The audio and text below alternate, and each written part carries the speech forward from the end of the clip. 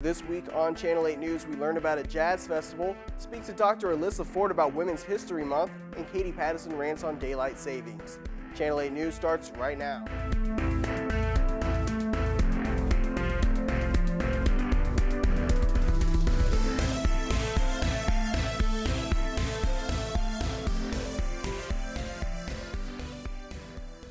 Welcome to Channel 8 News. I'm Andrew Benson. Thank you for joining us. Last Saturday, Northwest hosted a jazz festival in the Olive Duluth Fine Arts Building. Adam Bocart attended the event and has more. Adam?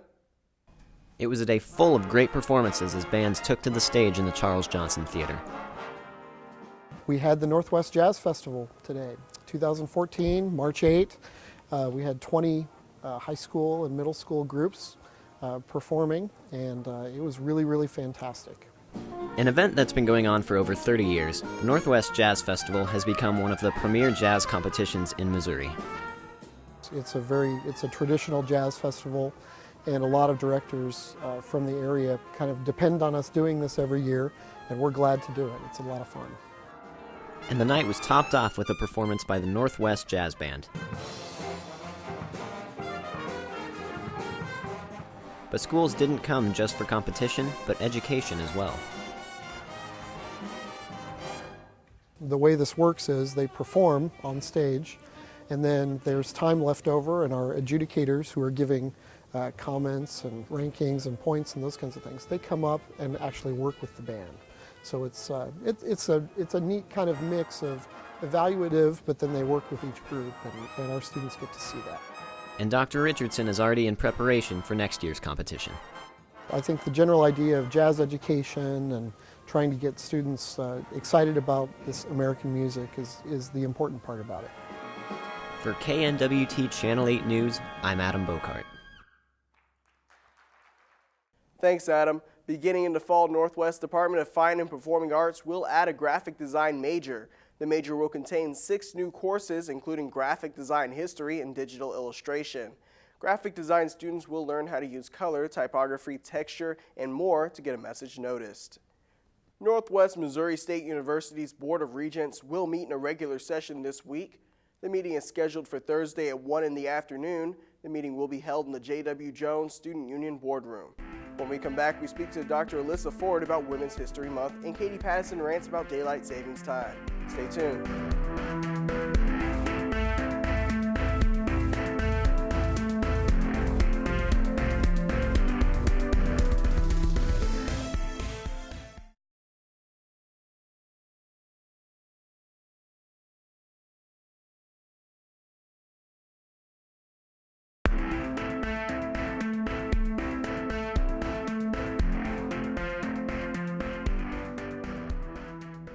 And welcome back to Channel 8 News. I'm joined by Dr. Ford to talk about Women's History Month. How are you doing today? Good, how are you? Doing good. So let's talk about the importance of Women's History Month and how we're going to celebrate it here on the Northwest campus. Well, I think it's, there's a lot of different kind of themed history months that we have during the year. And Women's History Month is one that I think is important for kind of students to be aware of and for people to know about the events that are going on, and it might seem odd to students today because, we talk about kind of women and men having kind of equality.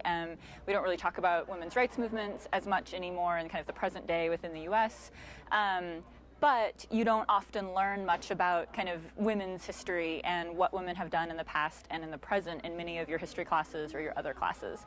And so this is an opportunity to really highlight some of those issues, both from the American past, and then something that we've been trying to do here at Northwest is also kind of internationalizing some of what we talk about in Women's History Month. Now, with internationalizing some of what you're talking about with Women's History Month, what kind of countries and themes are you going with in that? Well, so it's really varied. Last year we had a book discussion that was on a book called Kabul Beauty School about some things going on with women in Afghanistan. And then this year, a lot of the activities have actually been organized by students, and so it was up to them on what they wanted to focus on.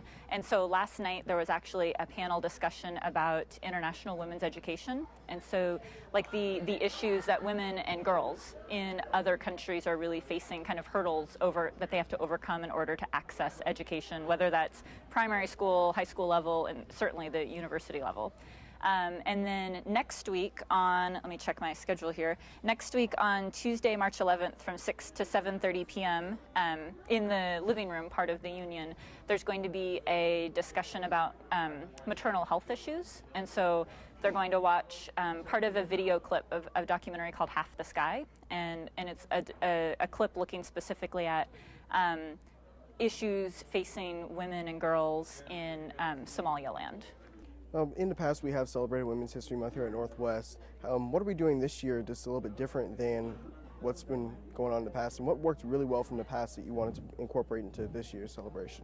Well, one thing we always try to do is have a variety of different types of events, so that if you're someone who maybe wants to do a book discussion, or if you want to do come to a panel discussion or watch part of a movie, so there's different types of things so that you could come to depending on what you're interested in or how you like to learn and to talk. One thing in the past 2 years, because this is my third year at Northwest, in the past 2 years, another professor and I were the ones that organized a lot of the events, along with Steve Bryant in intercultural affairs. This year we took kind of a different approach, and I'm in history and someone in political science. We worked together with some of our classes to have the students really get more involved in creating the events. So last fall in one of my classes, American Women's History, my students created a series of what we're kind of calling bio cards that are about, they got to choose different women to focus on that are connected to the theme. This month's the theme this year is women of courage, character, and commitment. And so those are somewhere here in the Union on display for people to see, and they're also over in the Volk building. And then Jamie Campbell, who's in political science, she has a class called Women in American Politics. And so the students in that class got together in groups and actually decided what events they wanted to put on for Women's History Month. So almost all of the things that are happening are things that students actually created. And so we're hoping that that'll get students more involved and interested in what's happening. What are some of the larger, say, events or anything that will go on here in the next month that we can look forward to?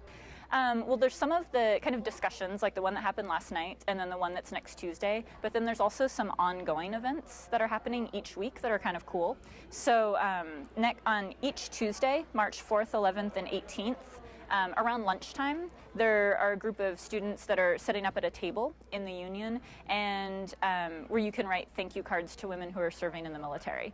And then we're arranging to have those cards sent overseas to women who are currently overseas. And so that's something that's kind of neat, that you don't have to kind of carve out time in the evening to go to an actual event. You can just stop by when you're getting food at lunch and write a thank you card. Well, we're actually out of time for the interview. Thank you for coming in and speaking with us. Thank you so much for having me. Stay tuned. We have more Channel 8 news coming up next. It's Katie Patterson's Pop Culture Rant of the Week.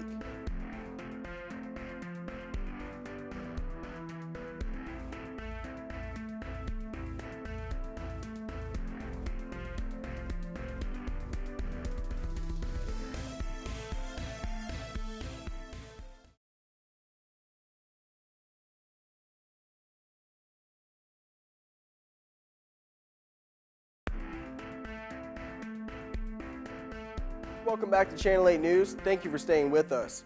This Monday, the Missouri Court of Appeals will host a session of its docket on campus.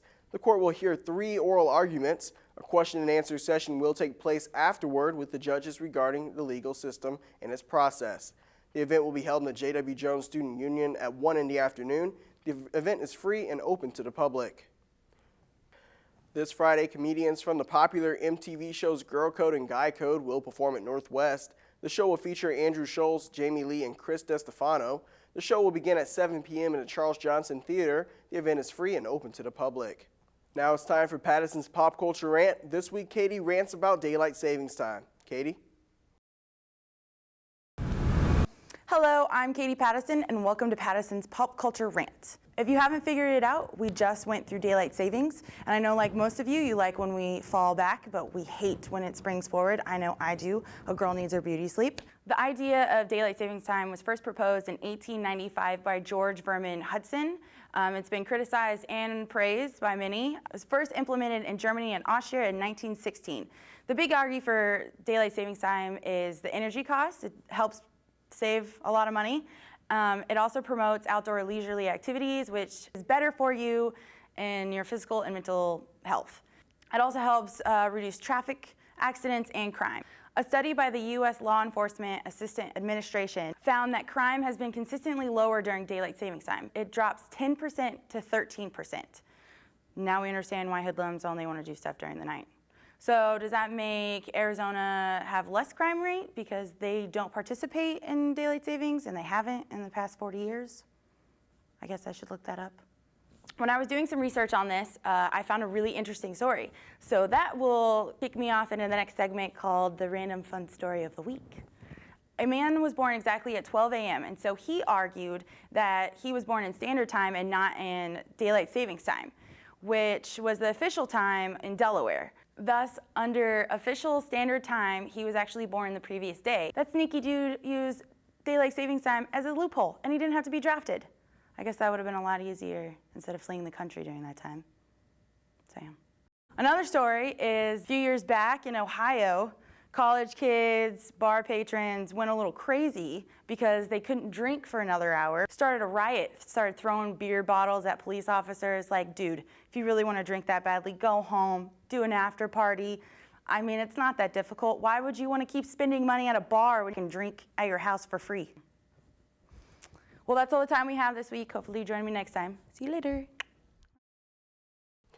Thanks, Katie. Well, that's all the time we have for this week. If you have any questions or concerns, look us up on Facebook at facebook.com/KNWT8 or on Twitter at twitter.com/KNWT8news.